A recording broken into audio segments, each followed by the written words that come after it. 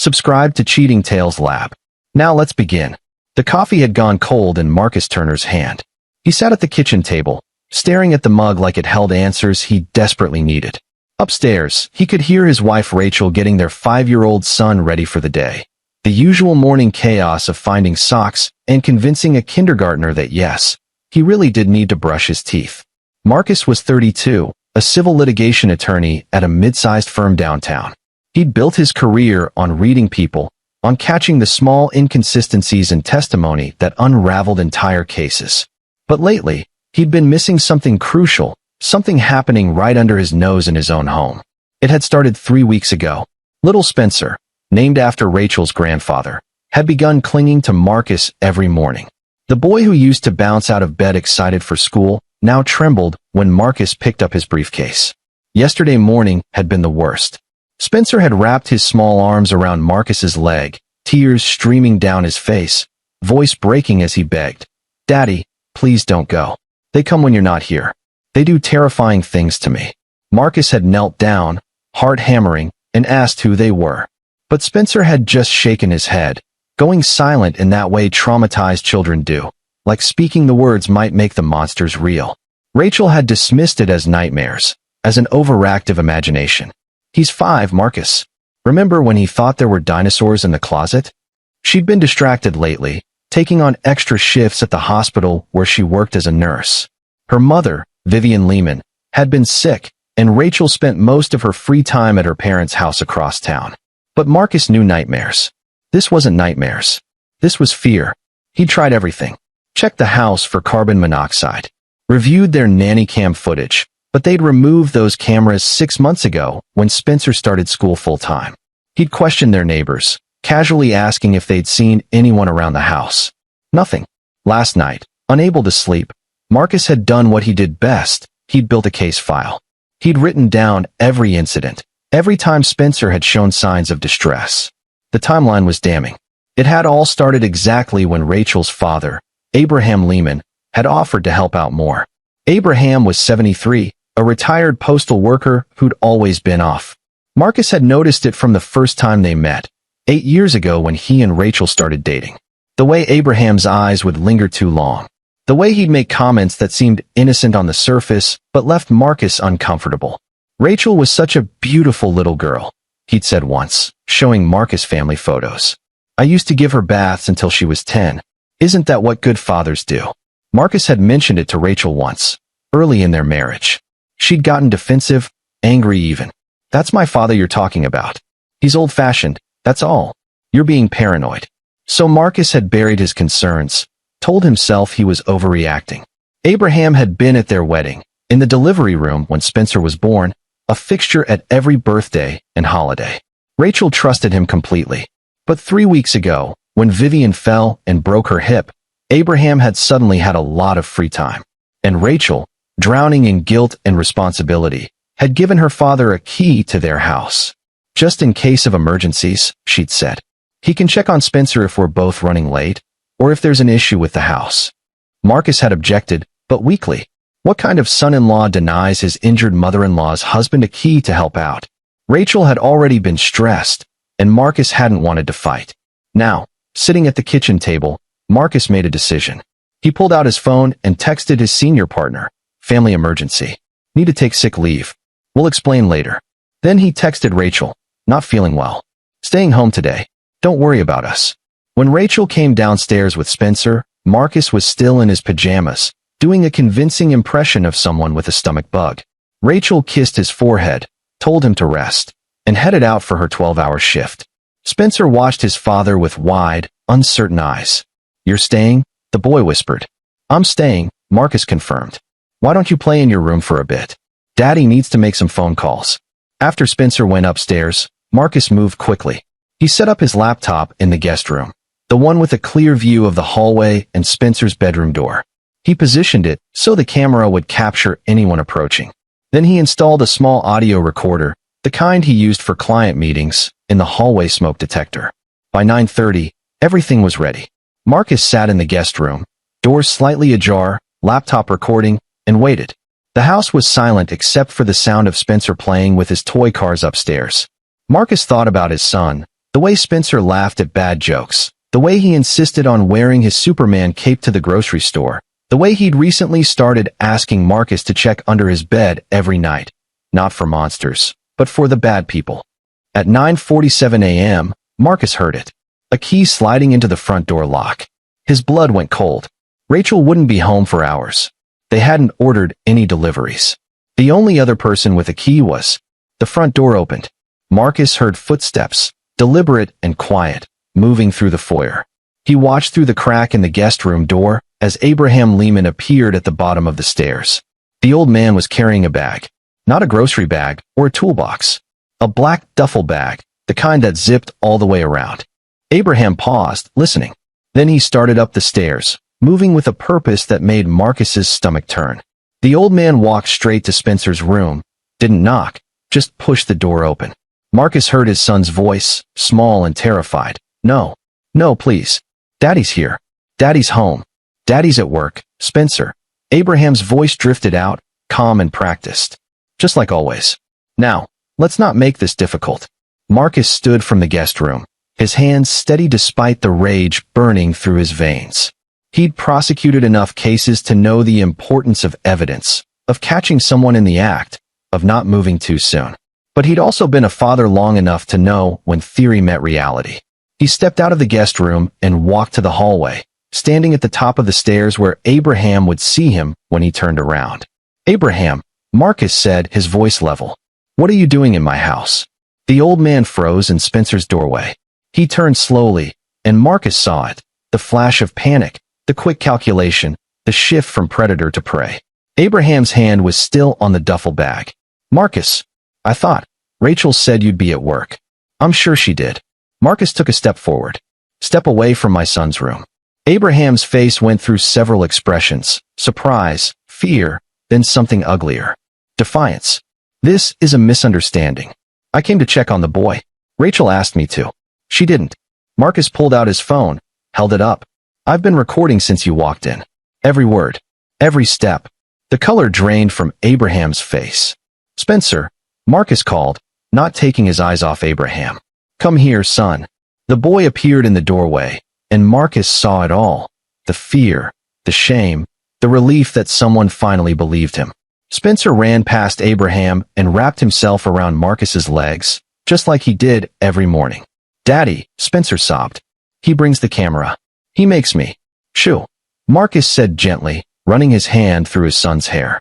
I know. It's okay. You're safe now. Go to your room and lock the door. Don't come out until I say. Spencer ran, and Marcus heard the click of the lock. Abraham had regained some composure.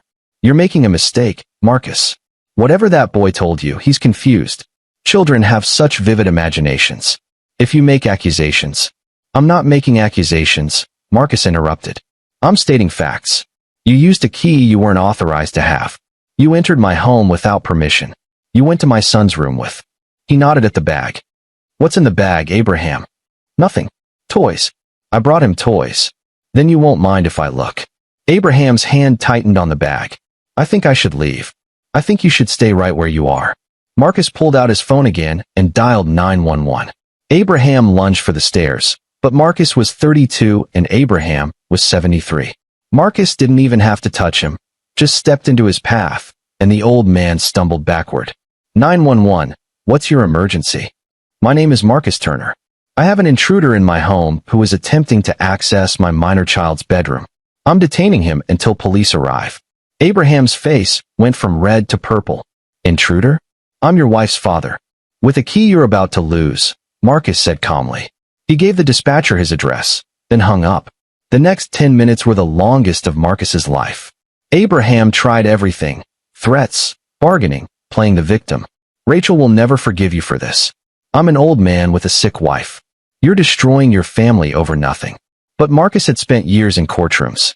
He knew how abusers operated, how they manipulated and minimized. He stood there, blocking the stairs, and said nothing.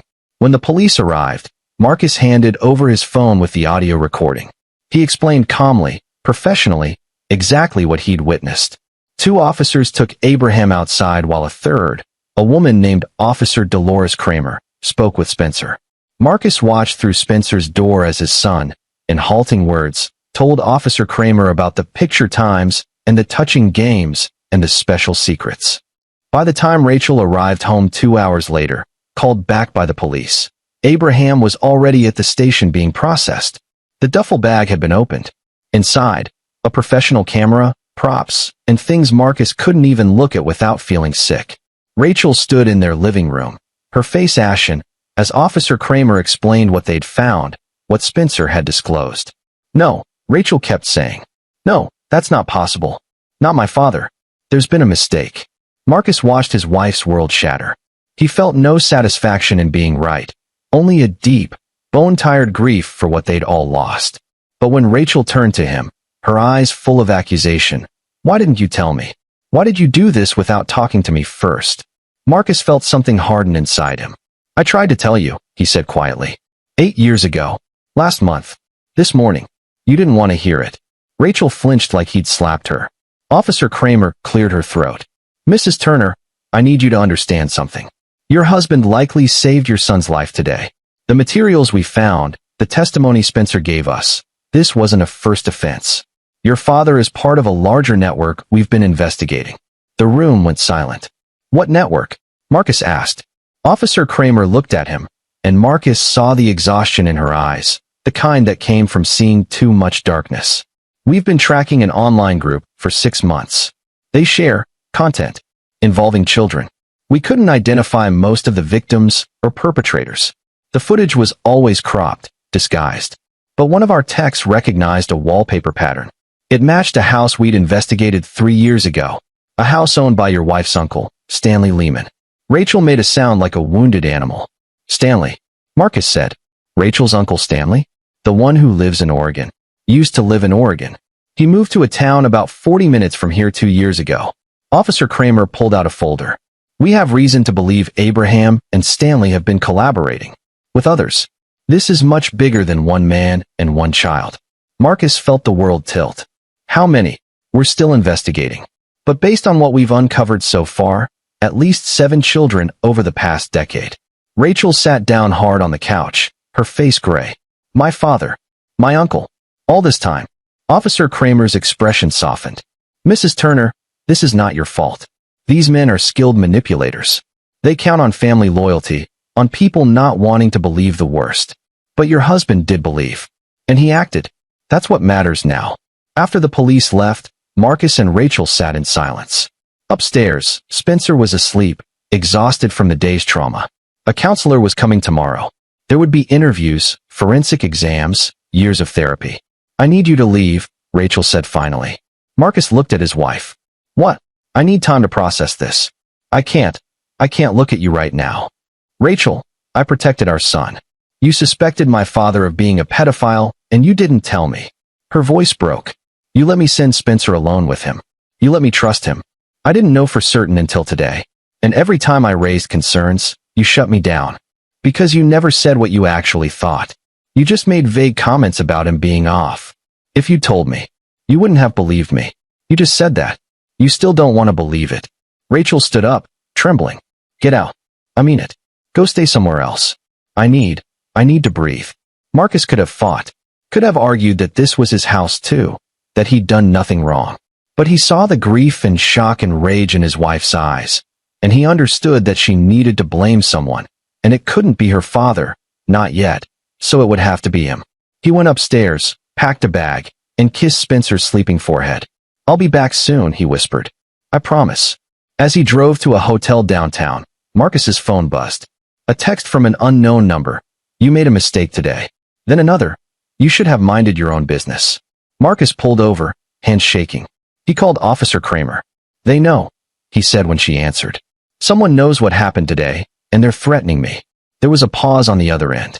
"Mr. Turner, I need you to listen carefully.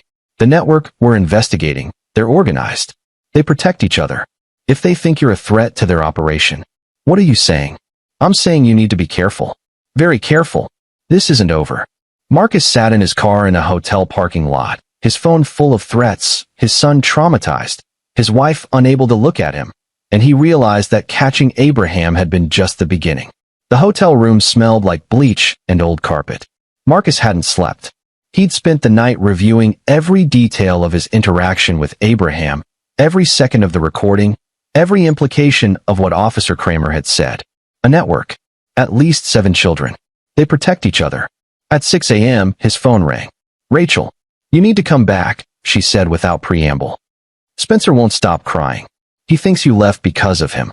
Marcus was in his car within minutes. When he walked through the front door, Spencer launched himself into Marcus's arms with such force they both nearly fell. "You came back," Spencer sobbed. "You came back." "I will always come back," Marcus promised, meeting Rachel's eyes over their son's head. "Always." Rachel looked like she'd aged a decade overnight. "We need to talk. After Spencer goes to school." "He's going to school?" The counselor said routine is important. "And we got a child advocate. Her name is Teresa Gregory. She's coming at 9 to talk to all of us." The morning was a blur of preparation. Spencer clung to Marcus like a barnacle, wouldn't even let him go to the bathroom alone.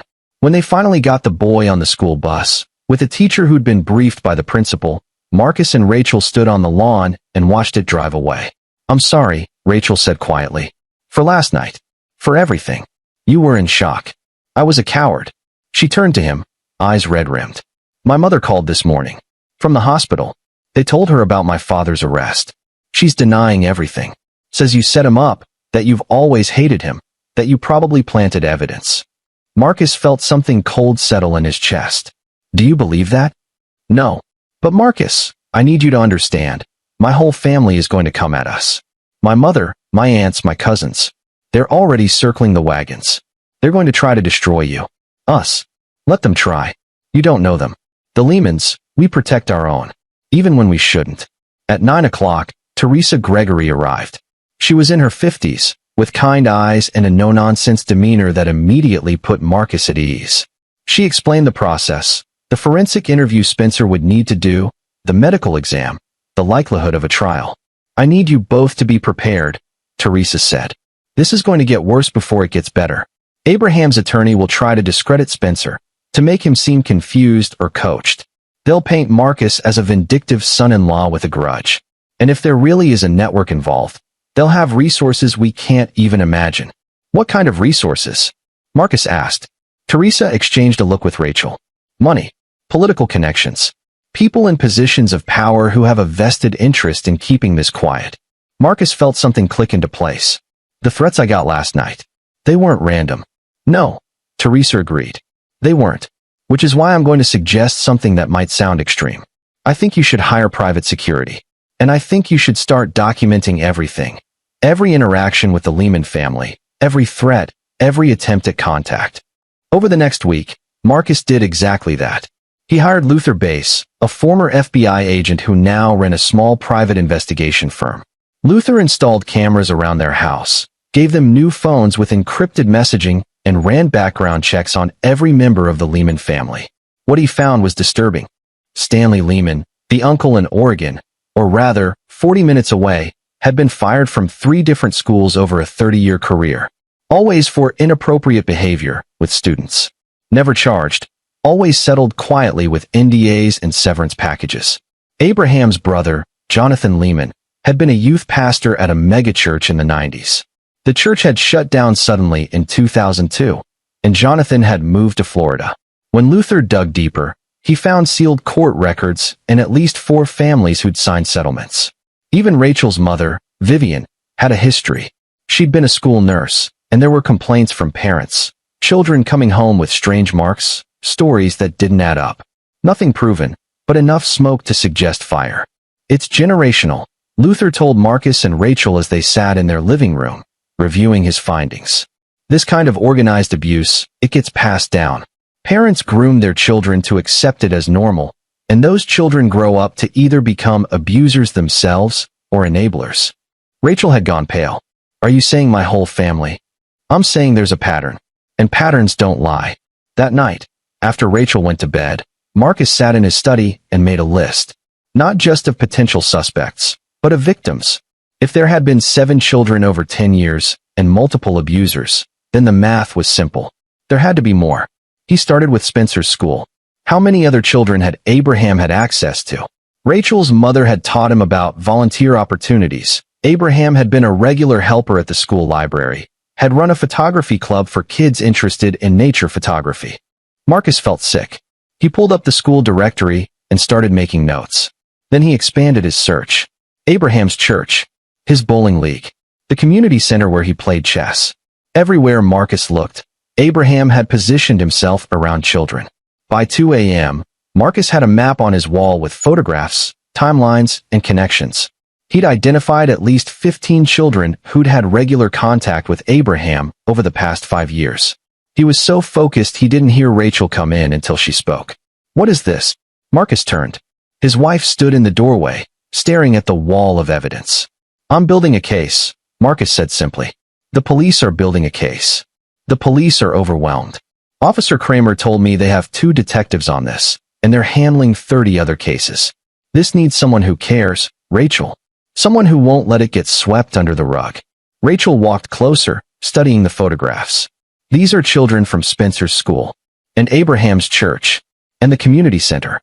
Rachel, he had access to dozens of kids.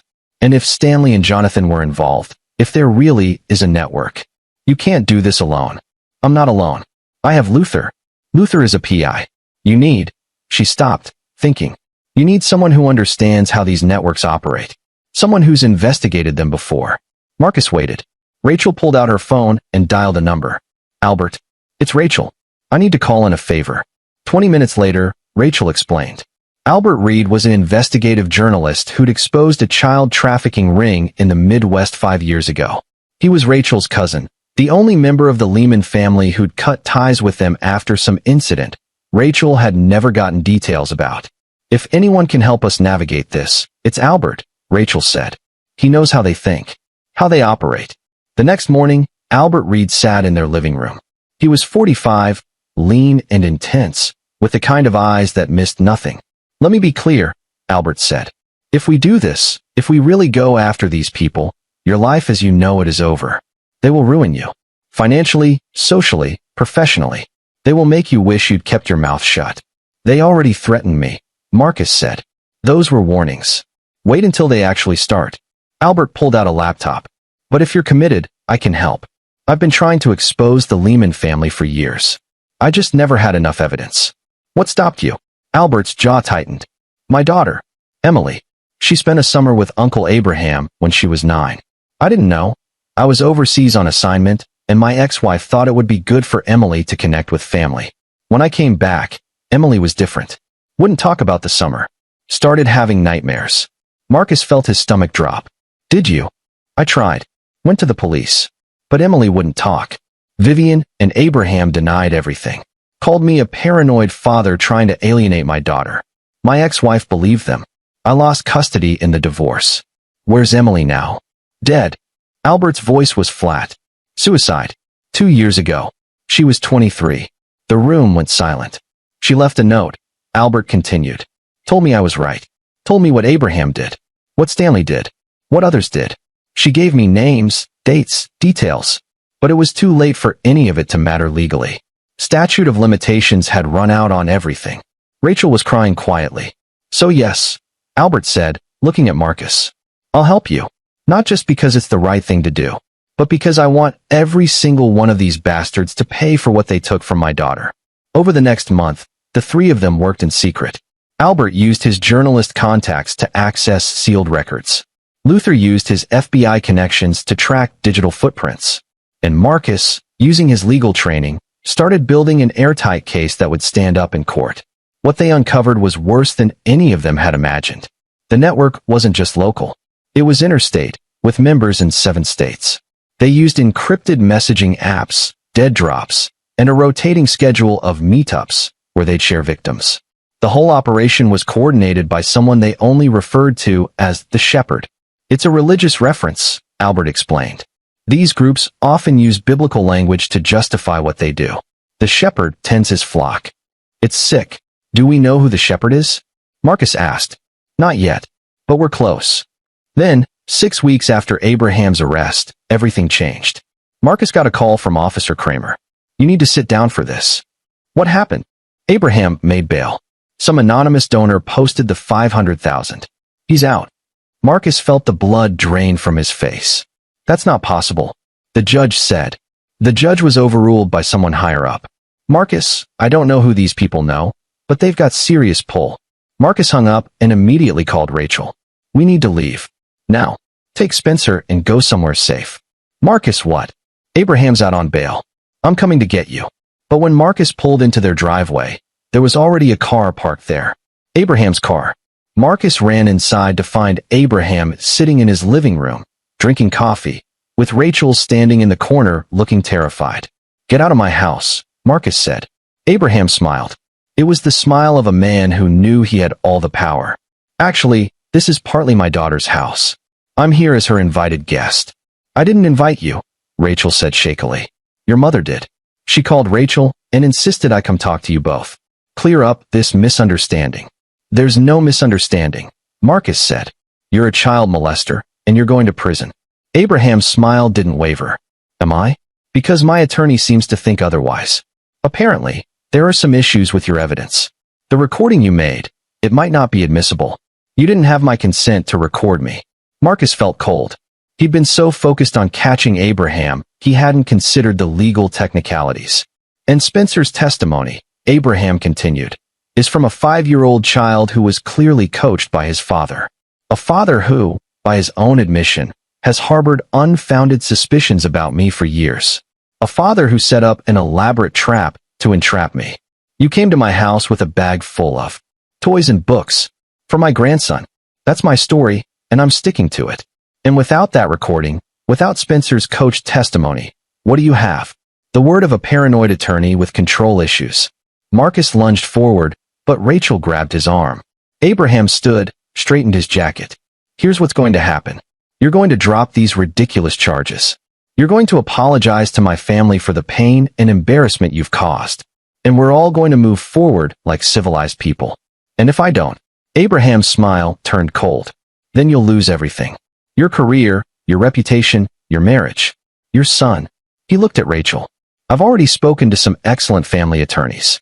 They assure me that a grandmother with custody concerns, especially one whose son-in-law has proven to be unstable and paranoid, has a very strong case for visitation rights.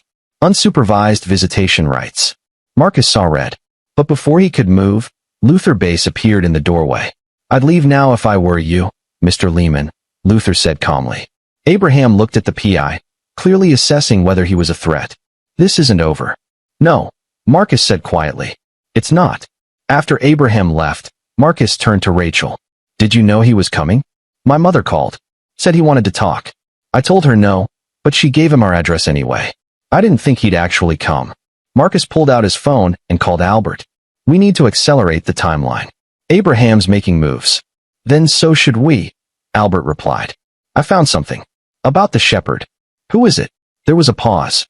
You're not going to believe this. That evening, Albert came to the house with a folder full of documents. He spread them on the dining room table, bank records, property deeds, incorporation papers. The shepherd, Albert said, is not a who.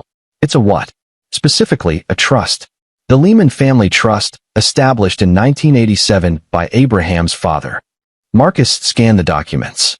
A trust can't run a criminal network. No, but it can fund one. And it can be controlled by trustees. Want to guess who the current trustees are? Rachel looked at the papers and went white. My mother, Uncle Stanley, Uncle Jonathan, and she looked up at Albert. Albert corrected. I was removed when I started asking questions. But here's the interesting part. The trust doesn't just have money. It has property. 7 properties in 5 states. And according to Luther's investigation, at least 3 of those properties have been used as locations for the network's activities. How do you know? Marcus asked. Luther pulled up footage on his laptop. I've been surveilling the property closest to here. It's a farmhouse about an hour north. Registered to the trust, supposedly vacant. But over the past month, I've documented 17 different men visiting the property, including Abraham, including Stanley, and including someone else you'll recognize. He turned the laptop screen. Marcus watched grainy footage of cars pulling up to a remote farmhouse. Men getting out, entering the building, leaving hours later. Then Luther froze the frame. This one arrived last week. Recognize him. Marcus leaned forward and felt his world tilt. The man in the footage was Judge Carl Saunders. The same judge who'd presided over Abraham's bail hearing. The same judge who'd ordered Abraham released despite the severity of the charges. "Oh my God," Rachel whispered. "It gets worse," Albert said. "I've identified 12 men who visited that property in the past 6 months. 4 are in law enforcement. 3 are judges. 2 are prosecutors. 1 is a state senator." Marcus sat back, the implications washing over him. "We can't go through official channels." "No," Albert agreed. "We can't. Anyone we report this to might be part of the network, or might know someone who is. We'd be putting a target on our backs and giving them time to destroy evidence. So what do we do?" Luther and Albert exchanged a look. "We do what they'd never expect," Luther said. "We go public. Bypass the system entirely and expose all of it at once. Names, evidence, everything." "They'll bury us," Rachel said. "They'll try," Albert replied. "But I have media contacts. National media. People who can't be bought or intimidated. If we give them a story this big, with this much evidence, they'll run it. And once it's out there, it can't be unseen." Marcus thought about Spencer, about Emily, about the 7 children they knew about and the countless others they didn't. He thought about Abraham's smug face, about the judge on the farmhouse footage, about the entire system built to protect monsters. "How long do we have to prepare?" Marcus asked. 2 weeks, Albert said. "I can have everything ready in 2 weeks. But Marcus, you need to understand. Once we do this, there's no going back.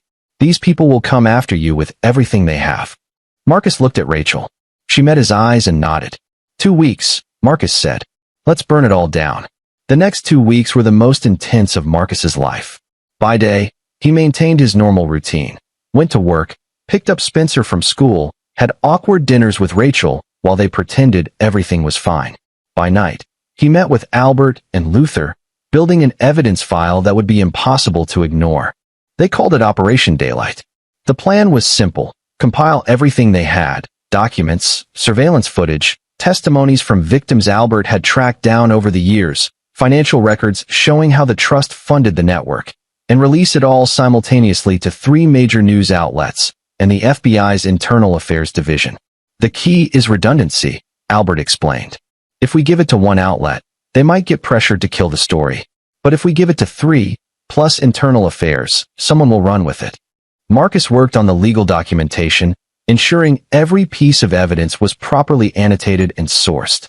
Luther handled the surveillance, gathering more footage from the farmhouse and identifying additional members of the network.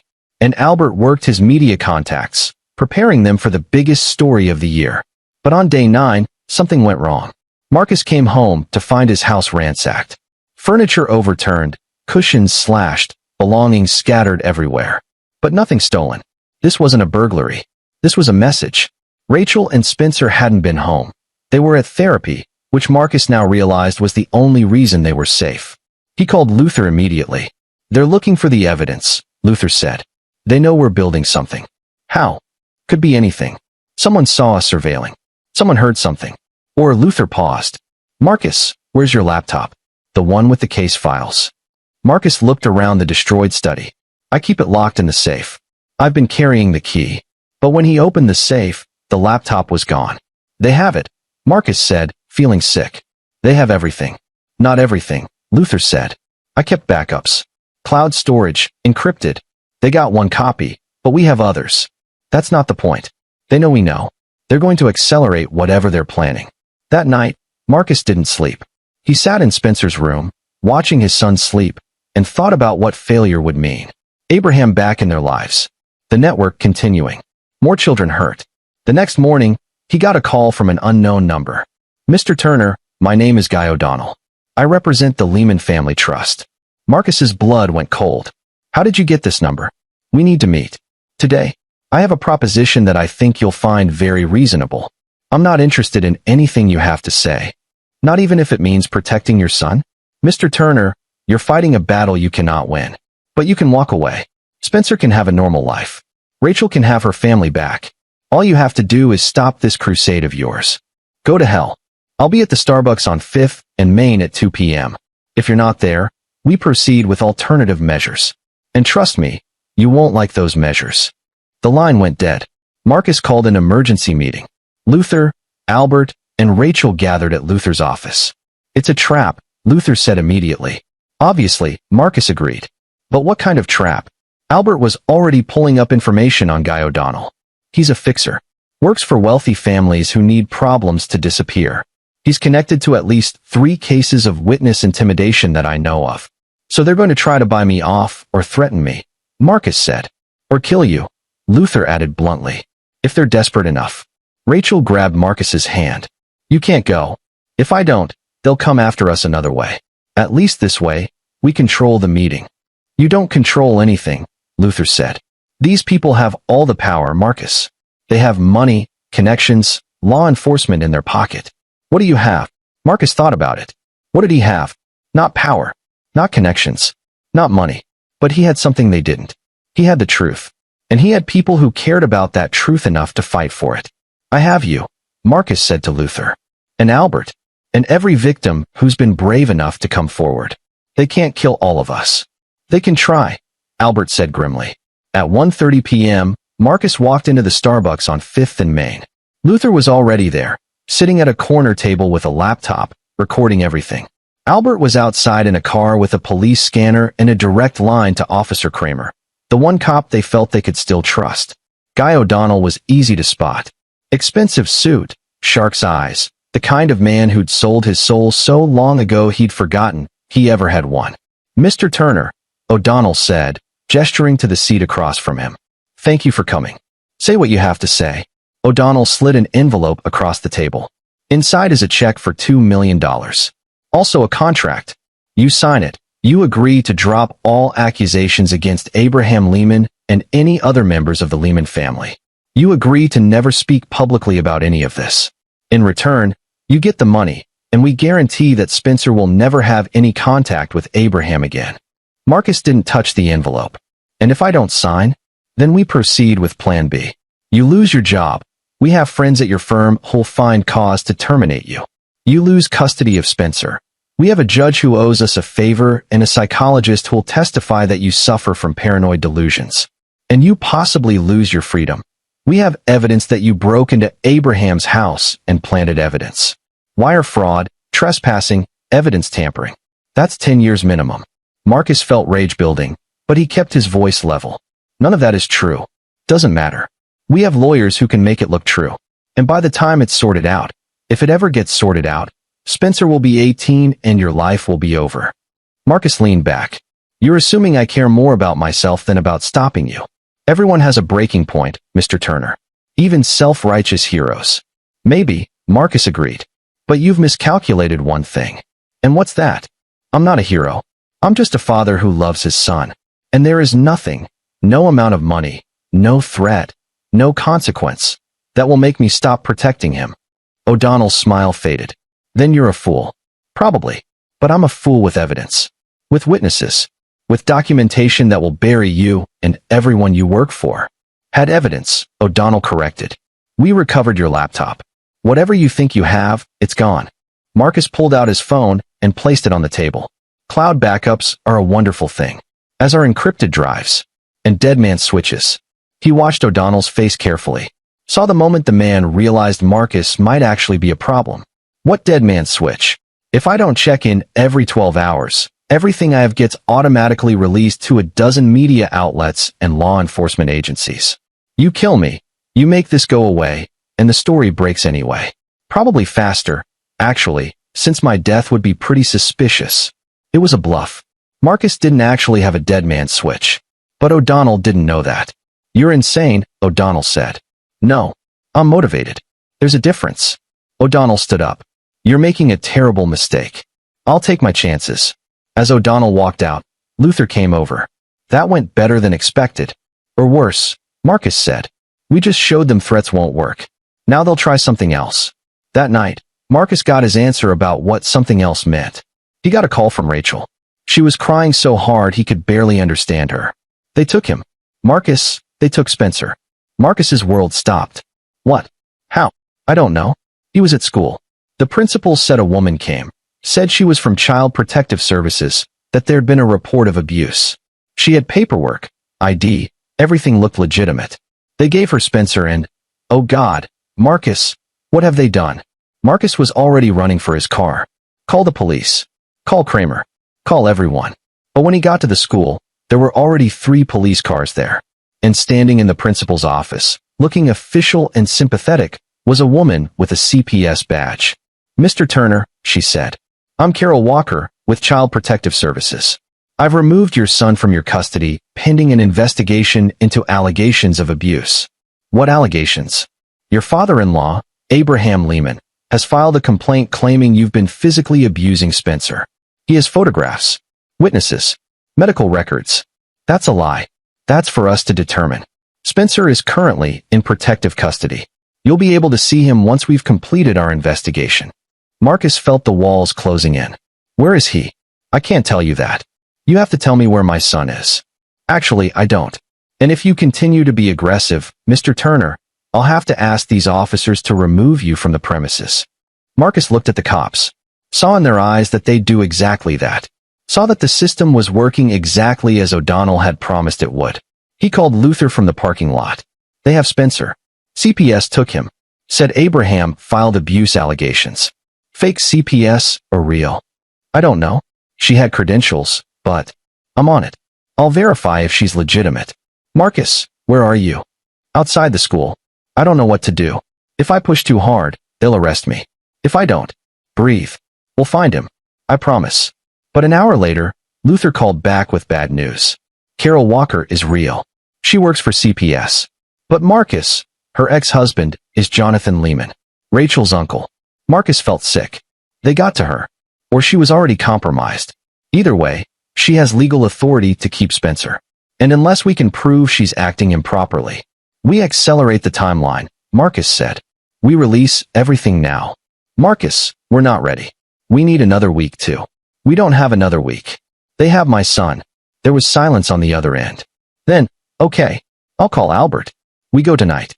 That evening, Marcus, Luther, and Albert met at a secure location, a hotel room Luther had rented under a fake name. They had 3 laptops, 17 flash drives, and a file 2 inches thick. "Here's how this works," Albert said.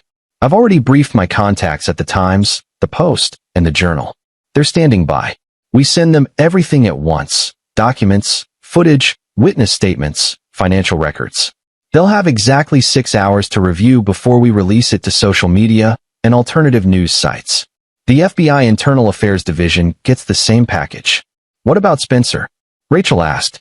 She'd insisted on being there, despite Marcus's concerns. "Once this breaks, CPS won't be able to hold him," Luther said. "The Lehmans won't have any power to protect Carol Walker, and she'll have to release him or face obstruction charges." "And if she doesn't?" Rachel pressed. No one answered. "Then we go get him," Marcus said quietly. "Whatever it takes." At 11 p.m., they pressed send. 18 emails, each with hundreds of attachments, launched into the void. Marcus watched the progress bars, feeling like he was watching a bomb countdown. At 11:07 p.m., the first response came back. From the Times, "Holy shit. This is real." Albert typed back, every word, every document. "Run it." By midnight, all 3 outlets had confirmed they were running the story. The Times was going with it in their morning edition. The Post was posting online immediately. The Journal was coordinating with their investigative team. And then, at 12:34 a.m., something neither Marcus nor Albert had anticipated happened. The story went viral. Someone at the Post had posted a tweet. "Breaking, multi-state child abuse network exposed. Dozens of prominent figures implicated. Full story coming." It got retweeted 10,000 times in 30 minutes. Marcus's phone started ringing. Media requests. Lawyers. People claiming to be victims or to know victims. It was chaos. And then, at 1:15 a.m., Marcus got a call from a number he recognized. "Officer Kramer. Marcus, you need to get somewhere safe. Now." "Why? What's happening?" "The FBI just raided the farmhouse. 7 arrests so far, including Judge Saunders. But Abraham and Stanley are in the wind. And Marcus, Spencer's not at the CPS facility." Marcus felt his heart stop. "What do you mean he's not there?" "Carol Walker moved him. We don't know where. We have people looking, but, Marcus, I think Abraham took him." The phone slipped from Marcus's hand. Rachel caught it, listened for a moment, then went white. "No," she whispered. "No, no, no." Luther was already on his laptop, pulling up tracking software. Does Spencer have his phone? They took it when CPS picked him up, Marcus said. What about his smartwatch? The one you got him for his birthday. Marcus's eyes widened. It has GPS. Oh my God, it has GPS. Luther's fingers flew across the keyboard. If it's still charged, if they didn't find it, got it. He's moving. Heading north on Route 9. That's toward the farmhouse, Albert said. They're running, Luther said. Probably heading for Canada.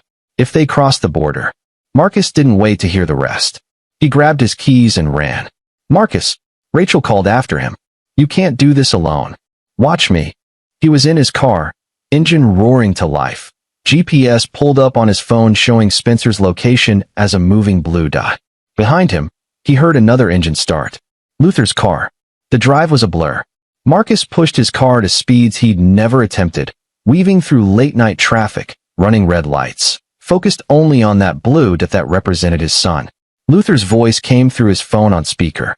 Marcus, the FBI is en route. They can intercept. Not fast enough. If you confront Abraham yourself, he could hurt Spencer. He won't get the chance. The blue dot stopped moving. Marcus saw it was at a rest stop, one of those small, dingy ones on rural highways that nobody used anymore. He pulled in 5 minutes later, killed his lights, and scanned the parking lot. Only 2 cars. One was Abraham's sedan. The other was a van with out-of-state plates. Marcus got out of his car quietly. Luther pulled in behind him, also going dark. Police are 10 minutes out, Luther whispered. We should wait. But then Marcus heard it. Spencer's voice, screaming. No. Let go. I want my daddy. Marcus ran. The van's back doors were open. Inside, Marcus could see Abraham trying to force Spencer into a car seat. Stanley was in the driver's seat, engine running. Spencer! Marcus shouted. Abraham spun around. For a moment, they just stared at each other. Then Abraham smiled that same sick smile and pulled something from his jacket. A gun. I was hoping you'd come, Abraham said. Saves us the trouble of dealing with you later. Marcus froze. Every instinct screamed at him to rush forward, to protect his son. But Abraham had the gun pointed at Spencer's head. Let him go, Marcus said, forcing his voice to stay calm. This is over, Abraham. The FBI is coming. Your whole network is being rounded up right now. There's nowhere to run. There's always somewhere to run. People with our resources, we have options you can't imagine. You're a 73-year-old child molester with a gun. You have no resources. You have nothing. Abraham's face twisted. I have everything. I built this. I created something beautiful, something that gave joy to people like me. And you self-righteous piece of shit. You destroyed it. It wasn't beautiful. It was evil. And you know it. Who are you to decide what's evil? Some lawyer who thinks he's better than everyone else. I'm a father, Marcus said simply. And I will die before I let you hurt my son again. Abraham's finger moved toward the trigger. And then 3 things happened at once. Luther tackled Stanley from the driver's side door, pulling him out of the van. Spencer bit Abraham's hand, drawing blood. And Marcus lunged forward, faster than he'd ever moved in his life. He hit Abraham like a linebacker, driving the old man back. The gun went off, the bullet going wild, shattering a window. Marcus didn't stop. He grabbed Abraham's wrist, twisted hard until he heard bones crack, and the gun fell. Then he punched Abraham in the face. Once, twice, 3 times. Years of rage and fear and frustration pouring out. Daddy!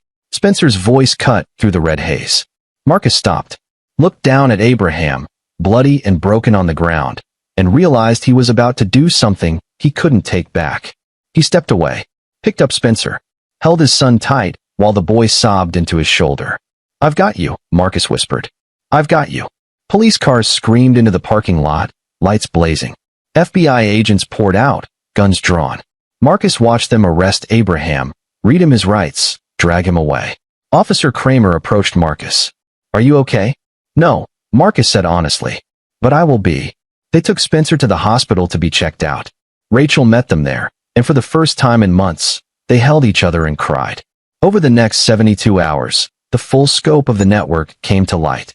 The FBI arrested 23 men across 5 states. Judge Saunders was disbarred and charged with 20 counts of conspiracy. Stanley Lehman was found trying to board a flight to Mexico and arrested at the airport. And Abraham Lehman, facing over 100 criminal charges, tried to make a deal. He offered to testify against everyone, name names, provide evidence. The FBI told him to go to hell. The trial took 8 months. Marcus testified. Spencer testified through a recorded interview that made the jury cry. 17 other victims came forward, some of them now adults, all with stories that painted a picture of systematic, organized abuse spanning decades. The jury deliberated for 45 minutes. Guilty on all counts. Abraham Lehman was sentenced to 4 consecutive life terms without possibility of parole.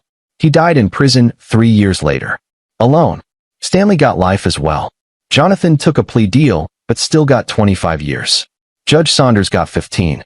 The others, the prosecutors, the cops, the businessmen, all faced justice in various forms. Vivian Lehman never admitted her role, but she lost access to her grandchildren, and the trust was dissolved, its assets seized to pay victim compensation. Carol Walker was fired from CPS and charged with kidnapping and conspiracy. She served 18 months and lost her license. And Marcus, Rachel, and Spencer slowly began to heal. They moved to a new house, a new town, where no one knew their story. Spencer started therapy with a specialist in childhood trauma. Rachel reconnected with the parts of her family who weren't monsters, which turned out to be more than she'd thought. And Marcus went back to being a lawyer. But now, he specialized in child advocacy cases. Pro bono. Taking on the cases nobody else would touch. Fighting the fights that needed fighting. On the 5-year anniversary of that night at the rest stop, Marcus sat in his study looking at a framed photo. It showed him, Rachel, and Spencer, now 10 years old, at the beach, smiling and building sandcastles. Spencer was thriving. Still had nightmares sometimes, but he was in school, had friends, played soccer, and most importantly, knew that he was loved and protected and believed. There was a knock on the study door. Spencer poked his head in. "Dad, can we play catch?" Marcus smiled. "Always." As they walked outside together, Spencer's hand in his, Marcus thought about everything they'd survived, about the darkness they'd faced and the light they'd found on the other side. And he thought about what Albert had told him right before the trial started. Evil wins when good people do nothing. You did something. You saved your son. You saved 17 other children. You broke a network that had been operating for 40 years. That matters. It did matter. It would always matter. Spencer tossed him the ball, and Marcus caught it. And for a moment, everything was perfect. They'd won. Not just in court, but in every way that counted. And every night when Marcus tucked Spencer into bed, when his son smiled and said, "Good night, Dad. Love you," Marcus knew that no amount of money, no threat, no system of power would ever take that away again. Because some things were worth fighting for. And family, real family, the kind built on love and trust and protection, was worth everything. This is where our story comes to an end. Share your thoughts in the comments section. Thanks for your time. If you enjoy this story, please subscribe to this channel. Click on the video you see on the screen, and I will see you there.